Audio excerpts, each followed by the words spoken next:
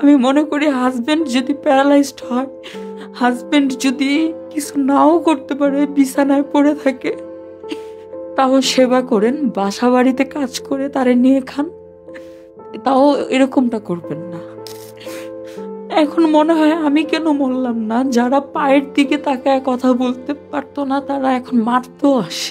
এখন বুঝতেছি যে ও যদি বেঁচে থেকে যদি 10টা বিয়েও করতো তাও মনে হয় ভালো ছিল। কেন এই অনুভূতি? কি অত্যাচার?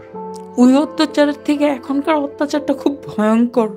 ও বাচ্চাদেরকে খুবই ভালোবাসতো, কখনো খালি হাতে ঘরে আসতো না। এই বাবা বাবা বলে ডাকা শুরু করছে পর থেকে, কেচে গেটের সামনে দাঁড়ায়, কখনো খালি হাতে আসতো না। ওদেরকে বলছে তোদেরকে দান করলাম, কিনে দিয়ে বলতেছে ওর চাচা এতিম বাচ্চাদের এতিম হিসাবেও তো মানুষ দেয়, বলতেছে তোদেরকে দান করলাম। তখন আমার ছেলে বলে এখানে আমার বাবার ভাগ আছে, আমার দাদার ভাগ আছে, আপনি আমাদের দান করবেন কেন? আমার মায়ের টাকা আছে। কয় কিচ্ছু নাই তগরে দান করলাম। আমার এমনও দিন গেছে এই গ্যাঞ্জামের আগে যে 2 দিন আমরা মা ছেলে না খেয়েছিলাম। আমার ছোট ছেলেটাকে পাশের বাসা থেকে খাবার দিছে। আমি চাই আমার বাচ্চাগুলোকে পড়াশোনা করে, তো অন্তত বড় ছেলেটা সবকিছুতে এক, তো আমি চাই আমার বড় ছেলেটাকে পড়াশোনা করা মানুষ করতে। হায়াত মত আল্লাহর হাতে, কিন্তু যদি একটা সংসারের বাবা চলে যায়, স্বামী চলে যায়, সেই বাচ্চাদের কি হয়, সেই বউয়ের কি হয়? আমরা পুরুষ মানুষ সবসময় দায়িত্ব নিতে চাই, দায়িত্ব নিতে পছন্দ করি, কিন্তু যখন দায়িত্বটা নেওয়া সম্ভব না, ওপারে চলে যাব, তারপর আমাদের সন্তানদের কি হবে? যাকে ভালোবেসে ঘরে এনেছি, সংসার করেছি, সেই মানুষটা কেমন আছে? আজকের গল্পটা সেটা নিয়েই, একটু আবেগের গল্প, পাওয়া না পাওয়া, হতাশা, ঠকানোর গল্প। শেষ পর্যন্ত দেখতে অনুরোধ করব। আমাদের চ্যানেলটা সাবস্ক্রাইব করবেন, সেই জন্য ধন্যবাদ। আর আসতে চাইলে আমাদের শোতে হোয়াটসঅ্যাপ নম্বর দেওয়া আছে এবং ইমেল দেওয়া আছে, যোগাযোগ করে আসবেন। আরজু, এখন আমি কথাই শুরু করিনি, অথচ আপনি চোখ মুছছেন। কথাগুলো শুনে কান্না আসলো। কতদিন হয়েছে আপনার হাজবেন্ডকে আসে? আমার হাজবেন্ড মারা গেছে হচ্ছে 1 বছর 7 মাস চলতেছে। জুনের 22 তারিখে মারা গেছে, 2023 সালের জুনের 22 তারিখে। অনেক ভালোবাসতো। আমি বাসতাম, ও বাসতো, বাট মানে মরার আগে 2 বছর মানে খুব বাজে একটা সম্পর্ক হয়ে গেছিল আমাদের মাঝে। তো আপনাদের তো ভালোবাসার বিয়ে ছিল। হ্যাঁ, লাভ ম্যারেজ ছিল। ও আমাকে ছাড়া কিছু বুঝতো না, আমি এক রাত কোথাও থাকতাম এটা চাইতো না। আপনাদের এটা হচ্ছে মানুষের জন্য সঙ্গ দোষ, আসলে মানুষকে অনেক কি বলে অনেক খারাপ করে, মানে সৎসঙ্গে স্বর্গবাস, অসৎসঙ্গে সর্বনাশ, এটাই সত্যি। মারা গেল কেমন করে? দিয়ে মারা গেছে। হ্যাঁ, আর এটার জন্য আমাকেই দোষী করা হয়েছে এবং আমার নামে মামলা করা হয়েছে। তো নির্দোষ প্রমাণ হয়ে আসছি ইনশাল্লাহ। আপনার হাজবেন্ড মরে গেল, আবার আপনাকে দোষী করা হলো? হ্যাঁ, আপনি আমাকে হাজতে দোষী করা হয়েছে। আমার হাজবেন্ড মারা গেছে, এখন রাস্তায় রাস্তায় আমি হাঁটতেছি, কষ্ট আমি করতেছি, যেখানে আমি এসির নিচে ঘুমাইছি 1 ঘন্টা আগে, 1 ঘন্টা পরে হচ্ছে সরারদি হসপিটালে আমার হাজবেন্ডের লাশ নিয়ে। ওকে, ওই দিনটার কথা বলেন তো বোন। আমি ওই দিনটার কথা বলবো যে ওই দিনের আগের থেকে আমি বলি যে রোজা আপনার 2023 সালের রোজা এপ্রিল মাসে হয়েছে। তো আমার মা মারা গেছে 2013 সালের 13ই এপ্রিল। তো 13 এপ্রিল আমি একটু ভোলা গেছি আমার ফুপুর বাসায়, তো মাছ ধরবে, তো আমার বাবার জন্য পাঠাবে। তো যাওয়ার পরে এর আগে হচ্ছে আমার এক বান্ধবী, ছোট থেকে আমরা পড়াশোনা করছি একসাথে আলিমুদ্দিন স্কুলে। তো ওই বান্ধবী আমার বাসায় আসছে হচ্ছে ওর ছেলের ট্রিটমেন্ট করার জন্য। হ্যাঁ, ওর যে 3টা বিয়ে হয়েছে এটা আমি জানতাম না, তো অনেকদিন যোগাযোগ ছিল না, এসে আমাকে হুট করে ফোন দিছে, আরেক আত্মীয়র বাসায় আসছে। তো ফোন দিয়ে বলতেছে যে এখানে অনেক গন্ধ, থাকতে পারতেছে না, বাচ্চাটা আরো অসুখ হয়ে যাবে। আমি বলতেছি আমার বাসায় চলে আয়। তো আমি তখন বড় বাসা নিয়ে থাকি, আমার মানে ভালো অবস্থা। আমার হাজবেন্ড হচ্ছে এসি টেকনিশিয়ান, মানে ওয়ার্কশপ ছিল এসির। তারপরে হচ্ছে আপনার হার্ডওয়্যার অ্যান্ড পেইন্টের দোকান, হুম, যেটা হচ্ছে আমার শ্বশুর বসতো। হুম, শ্বশুরের নামে ট্রেড লাইসেন্স ছিল, কেন তার হচ্ছে বয়স, মানে আমার হাজবেন্ডের বয়স কম, তো এই জন্য ট্রেড লাইসেন্সটা আমার শ্বশুরের নামে ছিল। কিন্তু টাকা পয়সা সব হচ্ছে যে আমার হাজবেন্ডই ইনভেস্ট করে হচ্ছে দোকানের প্রত্যেকটা মাল কিনতে গেলেও হচ্ছে আমাকে ছবিতে দেখাইতো যে এই যে মাল কিনছি, দোকান সাজাইছি খুব সুন্দর করে। হ্যাঁ, তো দোকান নিয়ে অনেক স্বপ্ন ছিল যে এক সময় তো এসির কাজ আর কতদিন দোকানেই বসবো। আর এসির কাজটা আমি পছন্দ করতাম না, ওই যে সঙ্গদোষ, কিছু ছেলে পেলে ছিল যে ইয়াবা আসক্ত।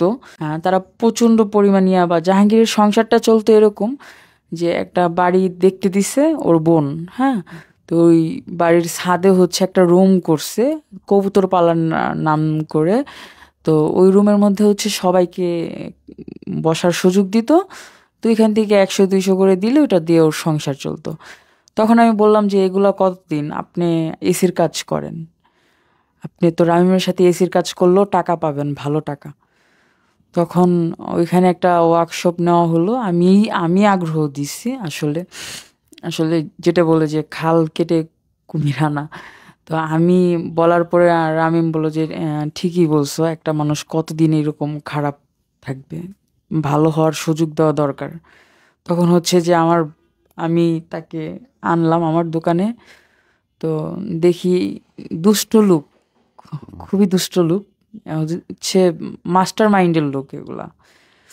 তো দোকানে বসে এগুলা করে। তো আমার ব্যবসা প্রতিষ্ঠানে বসে এগুলা করলে তো অপবিত্র করতেছেন আপনি। আচ্ছা যাই হোক, আমি 13 এপ্রিলের কথা বলতেছি। 13 এপ্রিল হচ্ছে আমার বান্ধবী আমার বাসায় আসছে। তো ওর যে লাস্ট বিয়েটা, এখন যে সংসার করতেছে, আদৌ সংসার না বললেও চলে। ও, ওর হাজবেন্ড হচ্ছে সৌদি থাকে। সৌদি থাকে বড় ওয়াইফ নিয়ে ওই সংসার। আর এই সংসারে হচ্ছে একটা ছেলে, আর আগের যে সংসার ছিল ওইটা হচ্ছে একটা মেয়ে। হুম। আর এর আগে যে একটা হিন্দু ছেলের কাছে বিয়ে বসছিল, ওইটা হচ্ছে যে মানে কেউ জানতো না আপনার শুধু। বান্ধবী এত ইম্পর্টেন্ট কেন আপনার লাইফে? আমার বান্ধবীর জন্যই এত কিছু হয়েছে। ওকে। হ্যাঁ, আর হচ্ছে আমার ভাসুর, তারপরে হচ্ছে শ্বশুররা, হ্যাঁ, এবার তাদের কাছে অনেক বিচার দেওয়া হয়েছে, কখনো বিচার করে নাই। হুম, তারপরে বলাও হয়েছে যে দোকানে আপনি না বসে, আপনি বসেন হাফ বেলা, ও বসুক হাফ বেলা, এরকম করে বসে হুম, দোকান দিয়েই তো আমি ভালো চলতেছিলাম। সো এই কাজের দরকার নেই আমার, এত বিলাসিতার দরকার নেই। এই কাজে অনেক টাকা থাকলেও এই কাজও মানুষ দিয়ে করাক, বাট ওর আর বসার দরকার নেই। হুম। কিন্তু সে কখনো আমার কথা শুনে নাই, বিচার করে নাই। তো এটা নিয়ে আমি অনেক গ্যাঞ্জাম করতাম। আমি যে চুপচাপ থাকতাম তা না। আর রাত্রের পর রাত না আসা। তারপরে হচ্ছে যেদিন মারা গেছে ওই দিন হচ্ছে 23টা না 25টা ইয়াবা খাইছে। ওর আপনার সাথের হাজবেন্ড? মানুষই বলছে। ও মাই হুম, গড। যে ছিল খাইছে মানে সেই বলছে। ঝগড়া থেকে কি তার মানে সে নিজেকে ঝুলাই দিল? ঝগড়া থেকে না, ওই দিন আমার সাথে খুব ভালো ব্যবহার করছে। ওই দিন হচ্ছে 23 তারিখে ওর বার্থডে, হুম, 23শে জুন। তো 22শে জুন হচ্ছে আমার মামা বাড়িতে পাঠাইছে। আমার মামা বাড়ি হচ্ছে আপনার এই যে কারণ বাউলবাগ, বাউলবাগ হচ্ছে পাঠাইছে। সো সকাল সকাল পাঠায় দিছে আপনার আমার বাবাকে নিয়ে, ওদেরকে পাঠাইছে। তো পাঠানোর পরে হচ্ছে পাঠানোর পরে হচ্ছে যে আমার, আমি বলতেছি যে ওরা কোথায় এত সকাল সকাল। তো বলতেছে যে ওদেরকে দোকানে পাঠাইছি। তো দোকানে পাঠালে তো হাইস্ট গেলে আধা ঘন্টা বা 1 ঘন্টা বসবে, এরপরে চলে আসবে। কিন্তু প্রায় 12টার মতো বেজে গেছে। সে 8টা বাজে জিজ্ঞেস করছি, 12টার মতো বেজে গেছে। পরে বলতেছি ওরা কই। পরে ফোন দিলাম বাবারে, ফোন দেওয়ার পরে বলতেছে যে আমরা তো বাউলবাগ আসছি। বাউলবাগ কাকে জিজ্ঞেস করে গেছো? আমার বাবাকে আমি বলতেছি। বলতেছে যে রামিমই তো বললো, আমার হাজবেন্ডের নাম সাইফুল ইসলাম রামিম। তো বললো রামিমই তো বললো যে আসার জন্য। ও কালকে ওর বার্থডে, জন্মদিন, এর একটু ঘরোয়াভাবে পালন করবে, তো দাওয়াত দেওয়ার জন্য। তো আমি বললাম যে ও আচ্ছা ঠিক আছে। পরে এই কথা বলে ও আমাকে হঠাৎ করে বলতেছে, অনেক দিন ধরে বলতেছে চুল রিবন্ডিং করব আমি, কালার করব। তো হঠাৎ করে বলতেছে যে আমি তো সময় পাই না, আবার ওরকমভাবে আমার কাছে টাকাও থাকে না, তুমি আজকে যাও চুলটা রিবন্ডিং করে আসো আর হচ্ছে কালার করে আসো। তো ওইখানে একটা আনন্দ বিউটি পার্লার আছে, ওইখানে গেলাম। যাওয়ার পরে হচ্ছে 12টা বাজে আমি ঠিক গেছি। আমার মোবাইলের রেকর্ডিংও আছে ওই দিনকার। তো ওই 12টা থেকে শুরু করলো কাজ, 12:30 থেকে কাজ শুরু করলো। চুল রিবন্ডিং 6 ঘন্টা লাগছে টোটাল। তো এর আগে হারপিক খাইছিল, হারপিক খাইতে নিছে, পরে আমার ছেলে যে বাধা দিছে যে বাবা খেও না। কেন খাতে চাচ্ছে, কেন চলে যেতে যাচ্ছে? ওই যে আমার বান্ধবীর ওই ইস্যুটা নিয়ে অনেক বড় হইছে, ওই গ্যাঞ্জাম হইছে। হ্যাঁ, বান্ধবীর কি শুনি? এই ওর সাথে পরকীয়া হইলো। আপনার জামাইয়ের সাথে? হ্যাঁ, আপনারই বাসায় থাকা অবস্থায়? আমার বাসায় থাকা অবস্থায় হচ্ছে ওদের বাসায় গেছে 4 বার। হুম, ওদের বাসায় 4 বার গেছে। ওদের বাসা হচ্ছে আপনার কচুয়া থানা, আপনার চাঁদপুর পড়ছে। এবং এই যে আপনার কাছে এসে কতদিন ছিল আপনার বান্ধবী? 3 দিন ছিল। তো ওদের এই যে বাসা। ওনাদের সঙ্গে সম্পর্ক হচ্ছে, ফোনে কথাবার্তা হচ্ছে, আপনি কখনো খুব বাজে কিছু দেখছেন? আমি কথাবার্তা বাজে খুব শুনছি, মানে লেখা দেখছি। শুধু এবং ইনবক্সে? হচ্ছে হ্যাঁ, তারপরে হচ্ছে ভয়েস, হ্যাঁ, আমার হাজবেন্ডের তরফ থেকে শুনছি। আর ও বলতেছে যে আমি এত 10 লাখ টাকা দিব, আপনি এখানেই ব্যবসা করবেন, আমাদের কাছে থাকবেন। ও ওর মার একা, কোনো ভাই বোন নেই আগে পরে। আচ্ছা। আর ওনাদের কি কখনো শারীরিক বা খুব ক্লোজলি দেখছেন আপনি? না, কিভাবে দেখবো? ও তো ওই বাড়িতে যে ছিল, আমি তো যাইনি ওর ওই সাথে। বাড়িতে চলে গেছে? হ্যাঁ, ওই বাড়িতে, কচুয়া থানা মানে আপনার, আপনার বান্ধবীর গ্রামের বাড়িতে চলে গ্রামের গেছে বাড়িতে আপনার চলে হাজবেন্ড গেছে। হ্যাঁ, তারপরে আপনাকে আমি, রেখে? আমাকে রেখে বলছে আমি সিরাজগঞ্জ। তো আমি রাস্তার ছবি তুলে দিছে। এখন আমি তো আমার শ্বশুর বাড়িতে গেছি, কুমিল্লার রাস্তা আমি চিনি। তো আমার শ্বশুর বাড়ি হচ্ছে কুমিল্লার দেবিদ্বার, দেবিদ্বার গোনাই গড়, গড় হচ্ছে গ্রাম।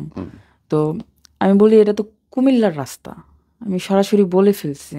হ্যাঁ, না তখন ভাড়া ছিল না আসার, যা টাকা ছিল এখানে খরচ করে ফেলছে। তা আমি বলছি তাহলে আমি ভাড়া পাঠাই, তুমি আসো। আমি মনে করি সত্যি সিরাজগঞ্জ গেছে, এরকম কিছু করতে পারে এটা আমার ধারণা ছিল না। কেন এর আগে অনেক বড় একটা কাজ করছে, কি? যেটা আপনার হচ্ছে আহ, সেপ্টেম্বরের 20 তারিখে আমার 6 মাসের একটা বেবি মারা গেছে, হয়ে মারা গেছে আমার বাচ্চা। 3 ঘন্টা ছিল বেঁচে, 3 ঘন্টা বেঁচে ছিল, 3 ঘন্টা পরে মারা গেছে। আসলে ও মাই গড। তখন হচ্ছে যে বাউলবাগ যে মামার কথা বললাম, এই মামাতো বোনটাকে পাঠাইছিল আমার সেবা করার জন্য। ওর সাথে আমি এক বিছানায় ধরছি আমার হাজবেন্ডকে। তো ওয়েট, আপনি তখন প্রেগন্যান্ট? আমার মানে বাচ্চা বেবি মারা গেছে। আপনার বাচ্চা মারা গেছে? হ্যাঁ, 41 দিন হয়নি, 37 দিনের দিন ধরছি এবং 37 দিনের দিন আপনার হাজবেন্ড আপনার কাজিনের সঙ্গে বিছানায় একসাথে। বসা, শোয়া আর ফিজিক্যালি? মানে একেবারে, মানে ওই অবস্থায় ধরছি, ধরে আমার কিছু বলার ছিল না, লাইটটা বন্ধ করে ওই বারিন্দায় যায় বসে ছিলাম চুপ করে। তখন হচ্ছে হাতে পায়ে ধরে অনেক মাপ চাইছে।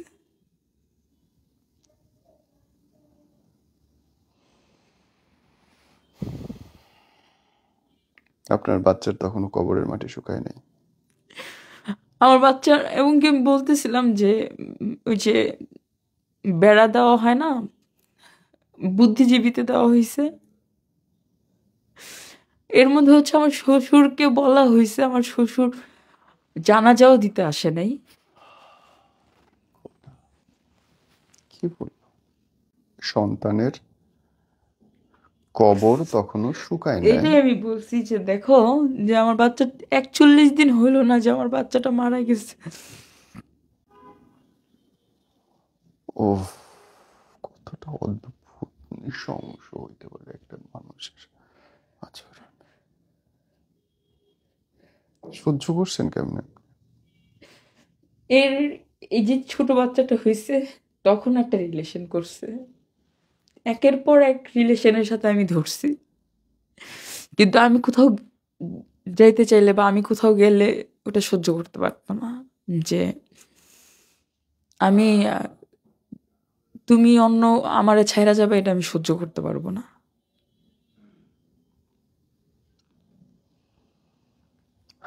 আমি জানি না আমি কি বলবো।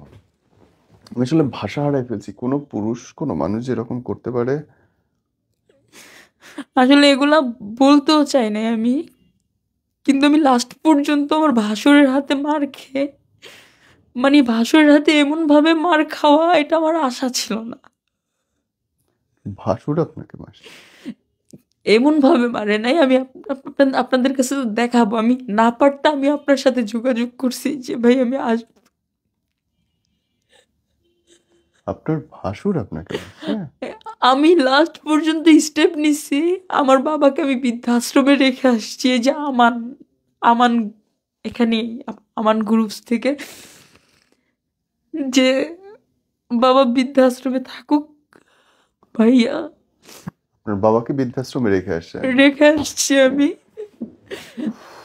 18 বছর বিদেশ করছে আমার বাবা, 18 বছর বিদেশ করছে আমার বাবা।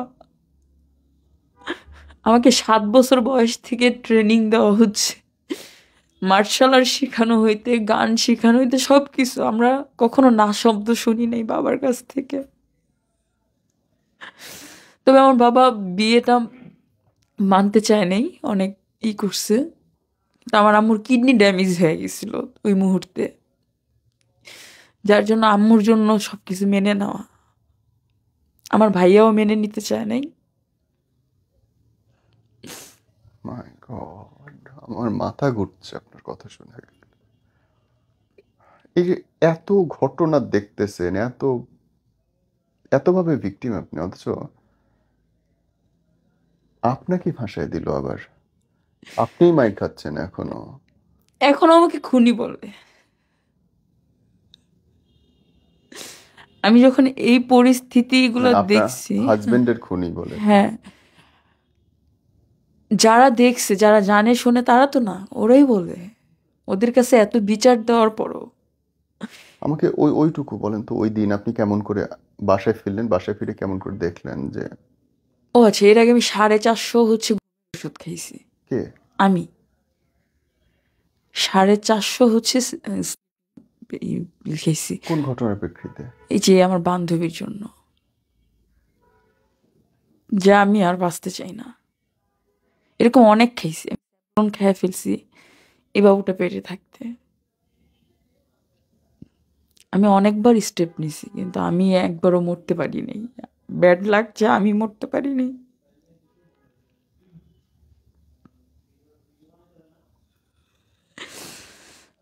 13 এপ্রিল হচ্ছে আমার আম্মুর মৃত্যুবার্ষিকী। ওর হাজবেন্ড আমাকে ফোন দিল সৌদি থেকে, যে আপনি কি জানেন যে আপনার হাজবেন্ডের সাথে হাওয়ার রিলেশন, আমার বান্ধবীর নাম হাওয়া, হাওয়ার রিলেশন আছে। পরে আমি বললাম যে কখনোই সম্ভব না। আমার হাজবেন্ডও যদি চায়, আমার বান্ধবী পাত্তা দিবে না। আপনার বান্ধবীর সম্পর্কে কতটুকু জানেন, কতদিন পর দেখা হয়েছে? আমাকে অনেক দিন পর দেখা হয়েছে, বাট আপনি তো আছেন। আমাকে তো কোনো ছেলে প্রস্তাব দিলে আমি রাজি হব না, কেন আমার তো লাভ ম্যারেজ, আমার হাজব্যান্ড আছে। কয় সবাই তো আপনার মতো না, আপনি আমাদের এলাকায় যান, আপনার বিন্দু পরিমাণ কোনো ক্ষতি হবে না।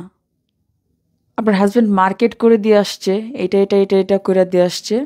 হ্যাঁ, এমনকি আপনার হাজব্যান্ডকে কালকে রাত্রে সব ছেলেপেলেরা ধরে রাখছিল, সেবক লীগ, ও আবার সেবক লীগ করতো। তো স্বেচ্ছা সেবক লীগের ছেলেপেলে এবং 999 থেকে পুলিশ নিয়ে আপনার হাজব্যান্ড বেঁচে বাসায় গেছে। তো ওর দেবর একটা ছিল রাহি, আমার ছেলের নামে নাম রাহি, আর ওরই খালতো ভাই আমার আমার ফ্রেন্ড, মানে আমরা একই মানে একসাথে, মানে ওদের বাসায় আসলে খেলাধুলা করতাম, ব্যাডমিন্টন খেলতাম। ওর নাম হচ্ছে বুরহান। তো বুরহান ধরছে যে ওই মেয়ের মধ্যে তোর ওয়াইফ তো সুন্দর, তো তুই এই জায়গায় আসছস কেন মরতে? তোর ওয়াইফের সাথে আমি ফ্রেন্ড হিসাবে কথা বললো তোর জলে, তুই আমার বকা দিয়ে ফোন টোন ব্লক মেরা দিছস।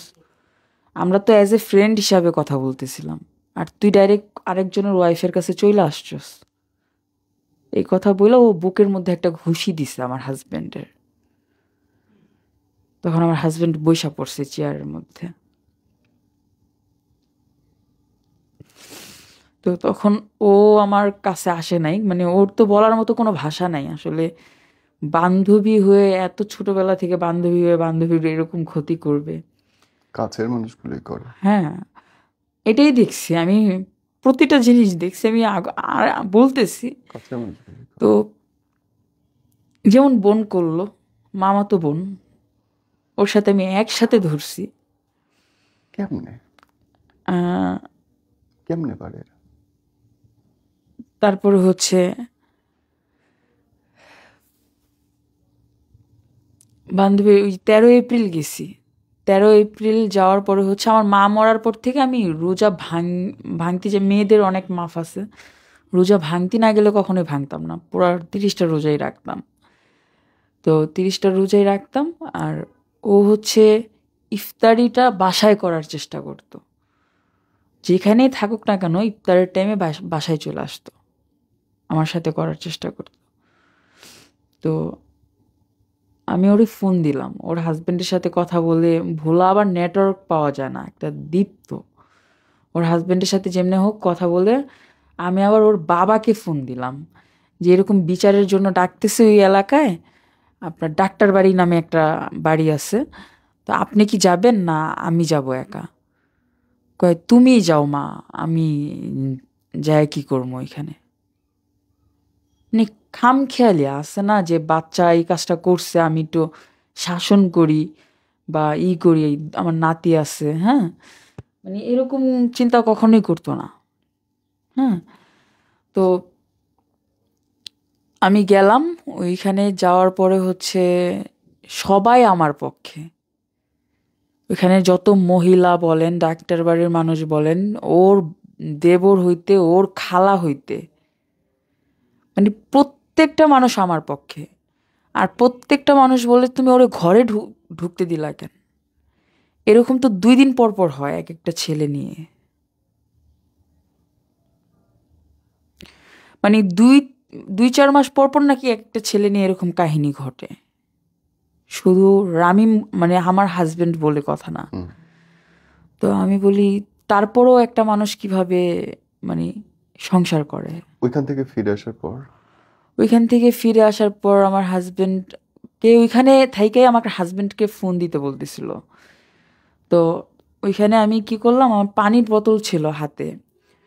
তো ওরা যেহেতু এসির কাজ করতো, ওদের কিন্তু ঝুলে নামতে হইতো, বড় বড় বিল্ডিং থেকে ঝুলে নামতে হইতো।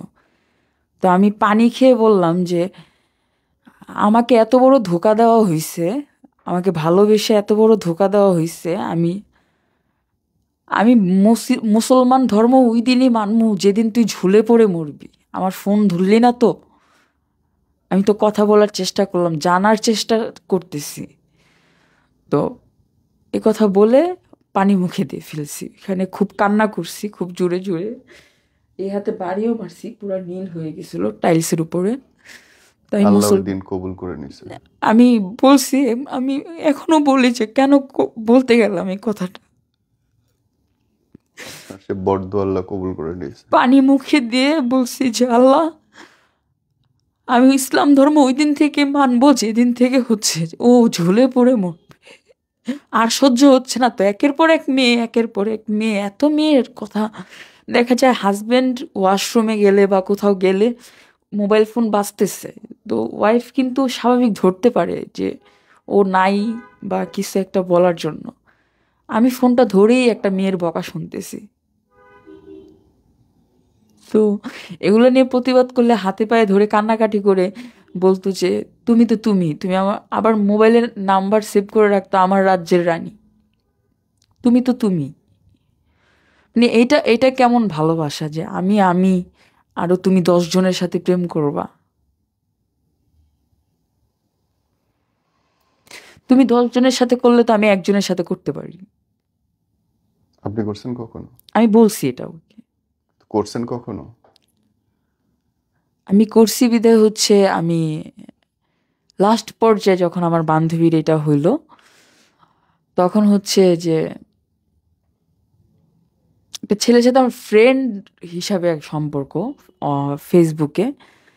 তো ফ্রেন্ড হিসাবে, মানে জাস্ট ফ্রেন্ড হিসাবে সম্পর্ক। কথা বলছেন শুধু? হ্যাঁ, কথা বলছি।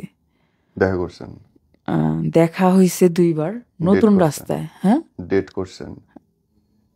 পাবলিক প্লেসে দেখা হয়েছে আমাদের, চা খাওয়া পর্যন্তই। হ্যাঁ এটা জানতো হাজবেন্ড? হ্যাঁ মানে আপনার হাজবেন্ডকে জ্বালানোর জন্য এই কাজটা করছেন? হ্যাঁ, আমি জেলাস ফিল করানোর জন্য এই কাজটা করছি। আন্ডারস্টুড। জাস্ট আমার ওই দিনের ঘটনাটা আমাকে এখনো আপনি বলেন নাই, যেদিন তো সে মরে ওই গেল। দিনের ঘটনাটা হচ্ছে যে এই যে আমি চুল রিবলিং করে আসছি, আসার পরে হচ্ছে যে আমি এর আগে স্বেচ্ছায় তালাকনামা দিছিলাম। আমাদের হচ্ছে 5 লাখ টাকা কাবিন দিছিল ও নিজেই। ও নিজেই 5 লাখ টাকা কাবিন দিছিল, আর ওর 7টা বন্ধু ছিল বিয়ের মধ্যে, আমার ছিল না। তো এটা কুট ম্যারেজ যেটাকে বলে ওইটা করছে ও। আমার তখন 13 বছর বয়স, ওর 18। ও, আপনি 13 তখন? হ্যাঁ, 13 বছর ও বয়স। মাই 12 গড! যে 13তে 13। কেমনে, কেন? ও নিয়ে গেছে। আচ্ছা, ও নিয়ে আপনার গেছে। তো একদম শুরু থেকে ভুল করে আসতেছেন আপনি। হ্যাঁ, পরে হচ্ছে যে ও নিয়ে যে এরকম করছে। তো ওর 18 বছর। তো এটা মেনে নেয় নাই আমার ভাই। তো আমার বড় ছেলে হওয়ার পরে হচ্ছে কোলে নিছে, মেনে নিছে। তো ওর সাথে কেউই কথা বলতো না। আর আমার চাচারা কিন্তু আমার সাথে এখনো কথা বলে না, কেউই। তো ও পরে আমাকে হচ্ছে যে ওই দিন বলল যে আমি আসছি, আসার পরে খুব ক্লান্ত, 6 ঘন্টা বসেছিলাম।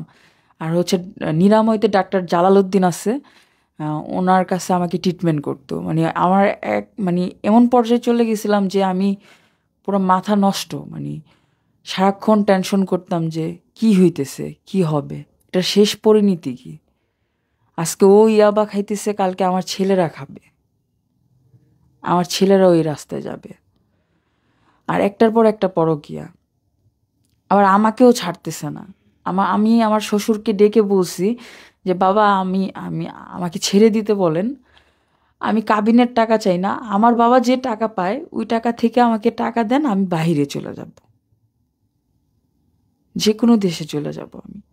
হ্যাঁ, তাও আমি সংসার আর করব না এই লোকের, এরকম ভাবে বলছি। তো ও বলতেছে আচ্ছা তুমি আমাকে ছেড়ে দিতে চাও, আমি একেবারে ছেড়ে দিব তোমাকে। তো একেবারে ছেড়ে দেওয়ার মানে যে এইটা, সেটা আমি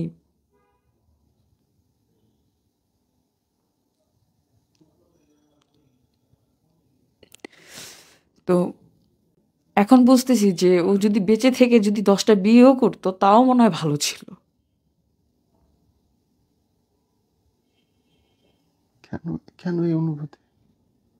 কি অত্যাচার! ওই অত্যাচারের থেকে এখনকার অত্যাচারটা খুব ভয়ঙ্কর। ও তো আমাকে দিয়ে কোনো কর্ম করায় নাই, আমাকে পড়াশোনাও করতে দেয় নাই। যে পড়াশোনা ছাড়াই এত অভিজ্ঞতা, যদি পড়াশোনা করে তাহলে ও চাকরি বাকরি করে অনেক বড় কিছু হবে, আমাকে তখন ছেড়ে দিবে। এই জন্য আমাকে পড়াশোনাও করতে দেয় নাই। আমার বাবা উন্মুক্ততে ভর্তি করছিল আমাকে।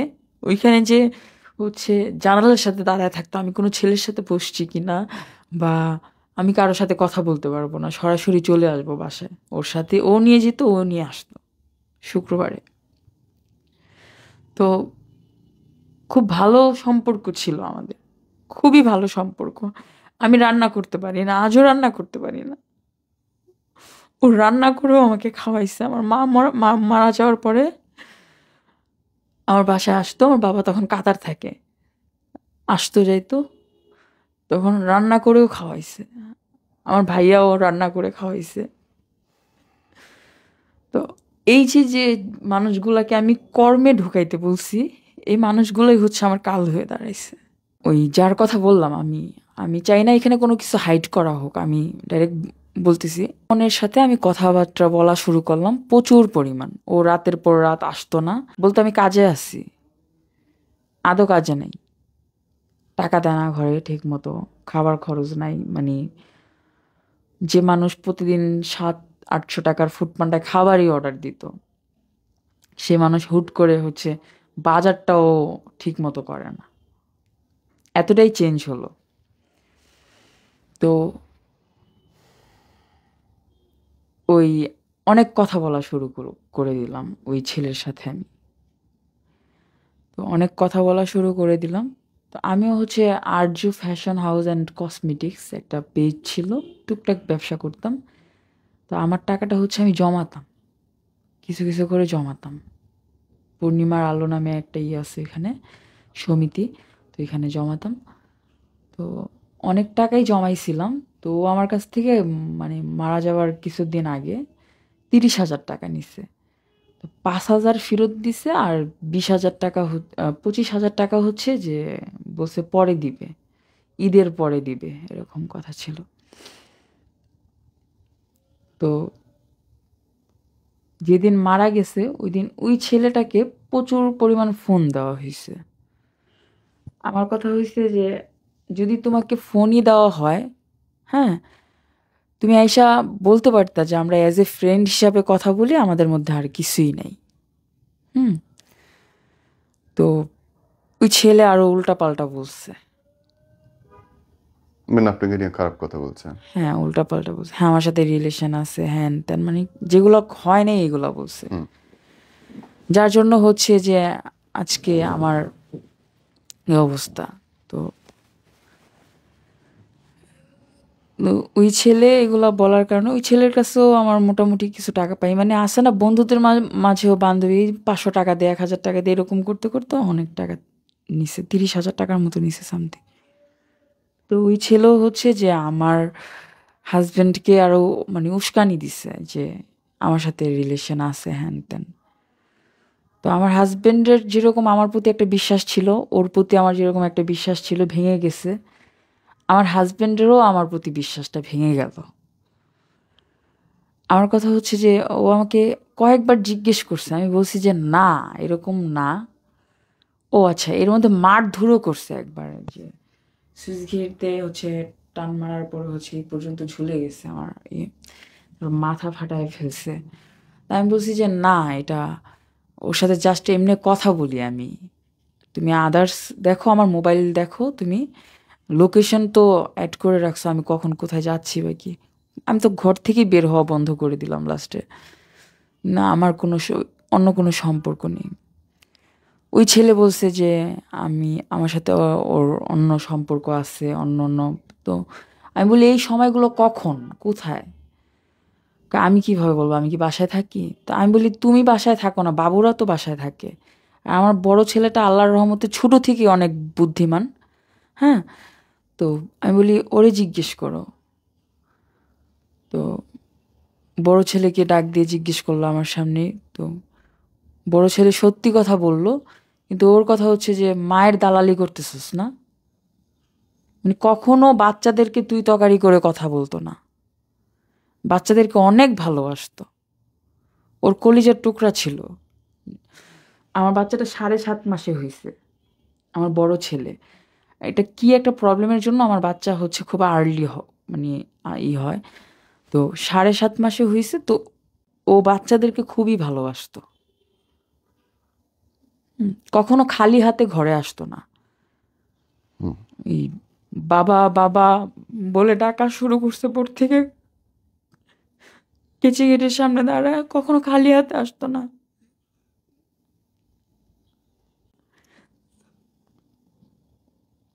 বাচ্চাদেরকে অনেক ভালোবাসতো। তো লাস্টে হচ্ছে এই যে রোজা, 13 এপ্রিল রোজার কথা বললাম, যে বাচ্চাদের সাথেও খুব রুড বিহেভ শুরু করছে। বাবা শপিং করতে যাবা না? কিসের শপিং? যা এখান থেকে। ওদের জন্য শপিং করে নিয়ে গেছে, ওর জন্য 2টা 3 পিস বরকা, ওর বাচ্চাদের জন্য কাপড় চোপড়, হাওয়া।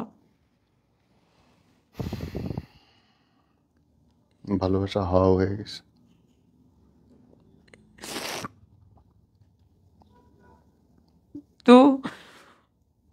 আমার বাবার 4.5 লাখ টাকা হচ্ছে হাওলাত নিছিল ওর বাবা আরও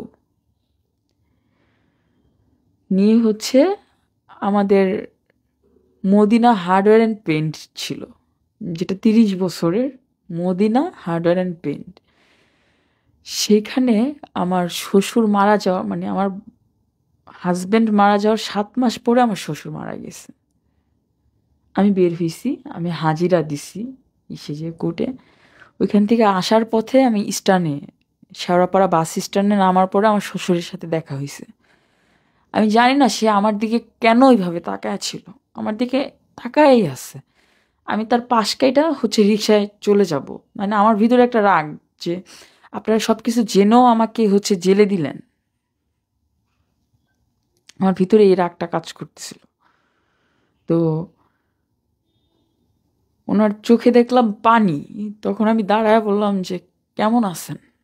আমার শুকায়ও গেছে হাত পা, ডায়াবেটিক্সের রোগী ছিল। ওনার যে লাস্ট চাহনিটা, আসলে আমার বাবার থেকেও মানে আমি বেশি ভালোবাসতাম। আসলে যখনই বলতাম বাবা 500-1000 টাকা লাগবে, ঘুমের ওষুধের জন্য বলতাম, যখন অনেক রাগ হইতো, একেবারে মারা যাব কি, ইঁদুরের ওষুধ খেয়েছি, অনেক কিছু খাইছি, কিন্তু মারা যায়নি। এই যে বোনের সাথে ধরা খাইছে, পরে ইঁদুরের ওষুধ খাইছি, স্যাভলন খাইছি। আরেকটা মেয়ের সাথে ধরা খাইছে যখন ও ও মানে সিজার করে আসলো আমার ছোট বাবুটা, তখন হচ্ছে যে ওরও তখন 41 দিন, 40 দিন একটা আছে না যে আমাদের সৌদি ঘর পালন করা হয়। তো ওই 41 দিন হয়নি তো, আরেকটা মেয়ে রুহানি নামের মামা বাসায় বেড়াতে আসছে, ওই রুহানির সাথে মানে ছাদে যে ডেট। তো ফোনে আমি ধরে ফেলছি এটা, ধরার পরে হচ্ছে আমি স্যাভলন খাইছি। তো আমার শাশুড়ি বলে যে এই মেয়েটা যে কবে মারা যাবে আল্লাহ পাক জানে। আর শাশুড়ি সাদা সিধা, আবার বলে না জাতে মাতাল তালে ঠিক, একটা কথা আছে না, মানে বাচ্চাদেরকে কখনো মারে না, শাসন করে না, সে মানে পারে না এটা। এটা সব মাই হয়তো বা, যে বাচ্চারা কষ্ট পাইলে নিজেরাও কষ্ট পায়। তো খালি বলতো তুই এমন করস কেন, তুই এমন করস কেন। হ্যাঁ, পরবর্তীতে আমি বললাম যে এদের কাছে ভালো সেজেই লাভ কি আর খারাপ সেজেই লাভ কি, এটা তো কখনো বিচারই করে না, কোনো কিছুতেই নাই তারা। ও মারা যাওয়ার পরে এই আমার বাচ্চাগুলাকে আমার কাছে নিয়ে আসছি। আমার ছোট দেওর হচ্ছে মানে ওদেরকে সহ্য করতে পারে না। ওদের নিজস্ব ফ্ল্যাট শেওড়াপাড়া, মানে পীরের বাগ, আর হচ্ছে শেওড়াপাড়া হচ্ছে 2টা দোকান। যখন দোকানের নাম চেঞ্জ করা হয়েছে ওইটা নিয়ে আমি ধরছি, কেন দোকানের নাম চেঞ্জ কয়, দোকান বিক্রি করে দিয়ে গেছে আমার শ্বশুর। আমার কথা হলো আমার শ্বশুর যদি দোকান বিক্রি করে দিয়ে যায় তাহলে হচ্ছে এটা 3টা ভাগ হবে। তো এক ভাগ হচ্ছে আপনি পাবেন, আরেক ভাগ হচ্ছে রাফি পাবে, মানে রাফি আমার দেবর, আরেক ভাগ হচ্ছে ওর বাবা পাবে। তো সম্পূর্ণ টাকাটাই তো ছিল আমার। তো ও বড় হইছে এখন, ও হচ্ছে ওরে আমপাড়া নিছে, আপনার হাফিজি লাইনে পড়ানোর খুব ইচ্ছা, আর ওর ব্রেন খুব ভালো, সব কিছুতে 1 নম্বরে থাকে। তো ওর চুল কাটার টাকার জন্য এবং হচ্ছে হাফিজি ওই যে আমপাড়ার টাকার জন্য, এবং শীত আসছে তো সব ছোট হয়ে গেছে, জুতা নি, এগুলোর জন্য পাঠাইছি ওর কাকার কাছে। পাঠানোর জন্য ওদেরকে বলছে তোদেরকে দান করলাম, কিনে দিয়ে বলতেছে ওর চাচা ইয়েতিম বাচ্চাদের এতিম হিসাবেও তো মানুষ দেয়, বলতেছে তোদেরকে দান করলাম। তখন আমার ছেলে বলে এখানে আমার বাবার ভাগ আছে, আমার দাদার ভাগ আছে, আপনি আমাদের দান করবেন কেন, আমার এতিমের মায়ের সম্পদ। টাকা আছে। কয় কিচ্ছু নাই তগরে দান করলাম। তখন হচ্ছে যে আমার বাবাকে আমি পাঠাইলাম যে বাবা এই ডকুমেন্টগুলো নিয়ে যায় বলো যে কিভাবে দান করা হয়। আমি যদি ব্যাংকেও রাখতাম মান্থলি আমার একটা টাকা আসতো। হ্যাঁ, আর ওদের ভাগ আছে এখানে। তো আমার বাবা যাওয়ার পর আমার বাবার গায়ে হাত দিছে, একটা চা দোকানদার সামনে, যাকে আমার হাজবেন্ড দেখতে পারতো না, বাবা মার সাথে বেদবি করতো, বাবাকে মারতো, আরিফ নামের। হ্যাঁ, তো বাবাকে মারতো। ও তো বাবা মার ভক্ত ছিল, খুবই ভক্ত ছিল বাবা মার। তো বাবাকে মারতো বিধায় ওই চা দোকানদারকে দেখতে পারতো না। ও নাকি আমার বাবাকে বলে, তোর মেয়ে একটা খান কি, তোর মেয়ে হাজবেন্ডকে মেরে ফেলছে। তখন বাবা চলে আসছে, আমার বাবার গায়ে হাত দিছে, বাবা প্যারালাইজড, কোনো রকম লাঠিতে ভর দে। তখন আমি গেছি, খুব নর্মালি গেছি। তো যাওয়ার পরে আমি বললাম যে, আপনি কি আমার সাথে ছিলেন আমি যখন মারছি? আমি যদি খুনি হই তাহলে কোর্ট আমাকে জামিন দিল কেন? আমার জামিন করতে তো আহামরি কোনো টাকা লাগেনি, মাত্র 10,000 টাকা উকিলকে দেওয়া হয়েছে। হ্যাঁ, তাও 6,000 টাকা দেওয়া হয়েছিল, বের হয়ে বাকি টাকা আমি দিছি।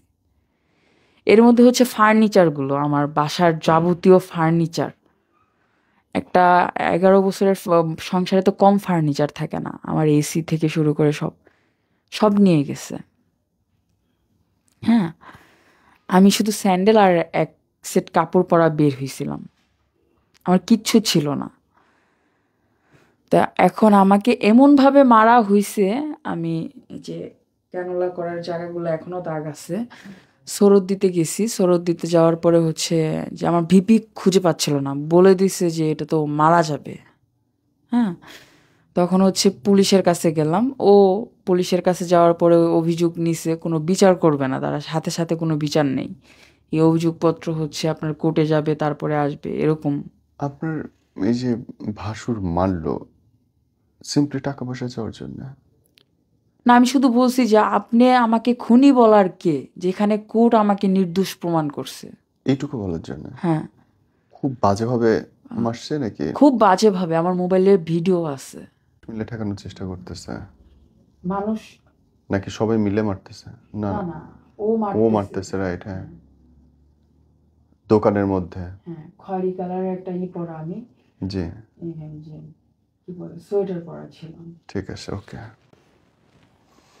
আমি শেষে বোন, যদি লাস্টলি যারা দেখতেছে, হচ্ছে আমার ভাসুর। আচ্ছা, লাস্টলি যারা দেখতেছে তাদের জন্য আপনার যদি কিছু বলার থাকে।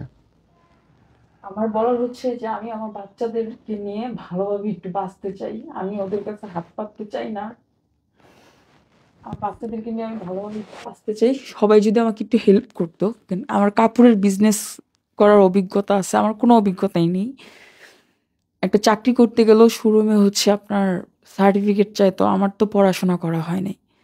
তো আমাকে কাপড়ের বিজনেস শিখেছে এক আপু, রীতা আপু, না বললেই না, অনেক ভালো। তো আমার হচ্ছে সবাই যদি আমাকে একটু সাহায্য করতো, আমি কাপড়ের বিজনেসটা করতে পারতাম। কত টাকা লাগবে আপনার? 30,000 টাকা হলেই আমার হয়ে যায় এখন। মানে তাহলে এতিম বাচ্চা দুটো নিয়ে আপনি চলতে পারবেন? হ্যাঁ, ভালোভাবে চলতে পারতাম। মাসে যদি 10,000 টাকাও আসতো, তা এখন 6-7-এর নিচে কোনো ভাড়াই নাই। আমার এমনও দিন গেছে এই গ্যাঞ্জামের আগে যে 2 দিন আমরা মা ছেলে না খেয়েছিলাম।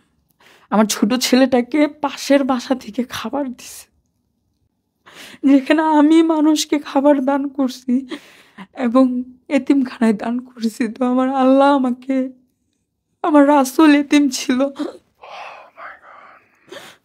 আমার ছোট ছেলেটা ক্ষুধা সহ্য করতে পারে না, কিছু দেখলে ওরও খেতে মন চায়, আসলে বাচ্চা মানুষ তো। আমার বড় ছেলেটার একটা পাঞ্জাবি 4টা জায়গায় শিলানো। তো আমার প্রশ্ন হচ্ছে, তুমি কি একটা বড় চাচা হয়ে পাঞ্জাবিও কিনা দিতে পারো নাই? ও মাই গড। 200 টাকার একটা ব্যাগ, যে যখন পড়াশোনা করেনি তখন 1400 টাকা দিয়ে ব্যাগ কিনে দিছে ওর নানা বাটা থেকে। আর এখন 200 টাকার একটা ব্যাগ শিলায় শিলায় হচ্ছে মাদ্রাসায় যেতে হয়। আমার ছেলে কোচিং করে না, কিছু করে না, ও নিজে পড়ে, নিজেই 1 নাম্বার হয় সব কিছুতে, নিজে থেকে সব। ঘরের সম্পূর্ণ কাজ আমার ছেলে করে। আমি অসুস্থ, আমি প্রচুর অসুস্থ, মিনি স্ট্রোকও করছি আমার হাজবেন্ড মারা যাওয়ার পরে। কেন আমাকে এইভাবে যে মারছে, পিছে থেকে চুল টান দিছে, এটার জন্য মাথায় অনেক মানে ক্ষতি আঘাত। হয়েছে। বোন, আপনার মোবাইল নম্বর বা ফোন নম্বর, বিকাশ বা ফেসবুক, যে কোনো কিছু বলতে চাইলে বলেন। আমার বিকাশ নাম্বার হচ্ছে আপনার 0185 980 8290। আবার বলেন। 0185 980 8290। ইনশাল্লাহ যাদের ব্যবসা আছে বা জাকাতের টাকাও যদি দিতে চান, দুটো এতিম বাচ্চা, আমি চাই আমার বাচ্চাগুলোকে পড়াশোনা করাতে। মাইক নিয়ে বলেন। আমি চাই আমার বাচ্চাগুলোকে পড়াশোনা করে, তো অন্তত পক্ষে বড় ছেলেটা সবকিছুতে এক। তো আমি চাই আমার বড় ছেলেটাকে পড়াশোনা করায় মানুষ করতে। আপনার হাজবেন্ড কি আপনার ঘরেই? না, আমার বাবার রুম ছিল হচ্ছে 2টা। না, আমি ছবি দেখেন না আমাকে, ছবি দেখেন, শুধু বলেন যখন আপনি দরজা খুলে না, ঢুকবেন। মারা যাওয়ার ছবি না, আমি বেঁচে থাকার অবস্থার ছবি। যে দোকানে, ও আচ্ছা, বলা হয়েছে যে আমার হাজবেন্ড নাকি 10 বছরও একবার দোকানে বসে নাই কখনো। তো আমার কথা হচ্ছে যে এগুলা কেন বলবে, ফাও কথা কেন বলবে? আমার হাজবেন্ড দোকান সাজায়ও হচ্ছে আমাকে কল দিত যে মনি দেখো দোকান সাজাইছি। মনি বলে ডাকতো, আমার নাম আরজু, আরজু মনি, শর্ট নিক নেম। তো মনি বলে ডাকতো, মনি দেখো আমি দোকান সাজাইছি। হ্যাঁ। তো আমার হাজবেন্ড আমাকে রান্না করে, মানে আমার ভাসুরের বউর অনেক হিংসা ছিল। আমার হাজবেন্ডের মতো কেউ না ওই ফ্যামিলির, মানে আমার শ্বশুর আর হাজবেন্ড একদম ভিন্ন ছিল। তো এই মোবাইলটা ও কিনে দিয়ে গেছে। ও ও ওর বোন, একটা মেয়ে স্বামী সহ আর স্বামী ছাড়া খুব পার্থক্য। ও আসলে যখন ছিল আর ও যখন ছিল না, তোমার লাইফে কি খুব, তোমার লাইফটা কেমন হয়েছে অ্যাকচুয়ালি বলুন? এখন মনে হয় যে আমি কেন মরলাম না। এখন মনে হয় আমি কেন মরলাম না। যারা পায়ের দিকে তাকায় কথা বলতে পারতো না, তারা এখন মারতেও আসে।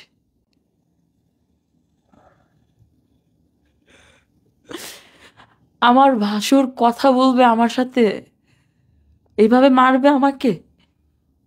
স্বামী বেঁচে থাকতে তো এটা চিন্তাও করে নাই নিশ্চয়ই। আমার হাজবেন্ড আগুন ধরায় দিত ওই দোকানে, যে দোকানের জন্য আমি মার খাই। আমার হাজবেন্ড শত খারাপ থাকলেও হচ্ছে আমাকে কখনো প্রোটেক্ট কারো কাছে করছে। নিচু নিচু হইতে দিত না। ও আমাকেই ভালোবাসতো। যে ফিরোজ বললাম না, কর্মচারী, ও এখনো মাঝে মধ্যে কান্না করে নাকি আমাদেরকে নিয়ে। যে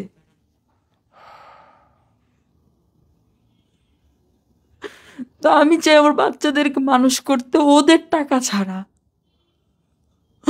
ওদের টাকা ছাড়া আমি আমার বাচ্চাদেরকে মানুষ করতে চাই। আমি নিজে ইনকাম করে, আমি খারাপ রাস্তায় যেতে চাই না।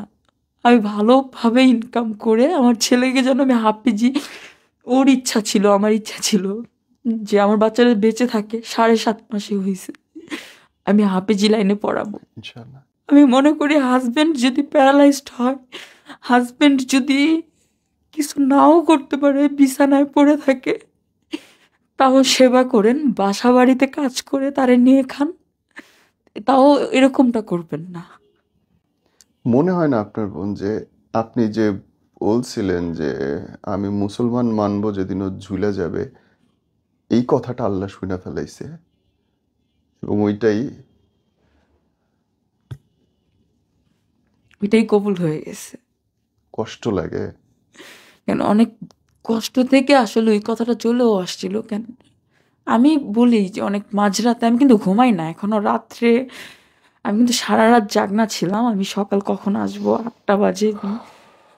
মানে আমি এই কথাই চিন্তা করি আর ছবি দেখি আর বলি যে কেন ওই কথাটা বলতে গেছিলাম। আমার সোনার ময়না পাখি তো আর আসবে না, আমাকে ছেড়ে একেবারে চলে গেছে, যার জন্য আমার এই এলাকার মানুষ এত হ্যারাসমেন্ট করতেছে। আমার হাজবেন্ড থাকতে তো মানুষ কথা বলারও সাহস পায় নাই। তো আমি সবার ক্ষেত্রে বলবো, স্বামী যদি বিছানায় পড়ে থাকে, ওই হাজবেন্ডকে সেবা করেন। প্রথম হাজবেন্ডকে সেবা করেন, স্বামী যেভাবেই থাকুক। এক পর্যায়ে তো আমি মানে বলছিলাম যে আমি বিলাসিতা চাই না, আমার টাকা পয়সা কিচ্ছু লাগবে না, তুমি আমাকে প্রতিদিন না খাওয়াইতে পারলো তুমি একদিন পর একদিন খাওয়াবো, তাও এই এসির কাজ ছেড়ে দাও শুধুমাত্র এই ইয়াবা খাওয়ার জন্য। ইস, তো আমি বলবো যে যারা এগুলা করতে চায় এগুলা করবেন না অবশ্যই, অভিশাপ দিবেন না। মন থেকে অভিশাপ দিলে আল্লাহ তাআলা কিন্তু মেয়েদের কথা কবুল করে। তো অভিশাপ দিবেন না, স্বামী যেমনই হোক স্বামী থাকাটা জরুরি। আজকে একটা অসুস্থ হলে দেখার কেউ নাই, বাচ্চার মাথার উপরে ছাতা নাই, আপনার নিরাপত্তা নেই, তো দিন শেষে আমার বাচ্চাদেরকে বললে আমি কি তোর বাপ লাগি তোদেরকে খরচ দিব?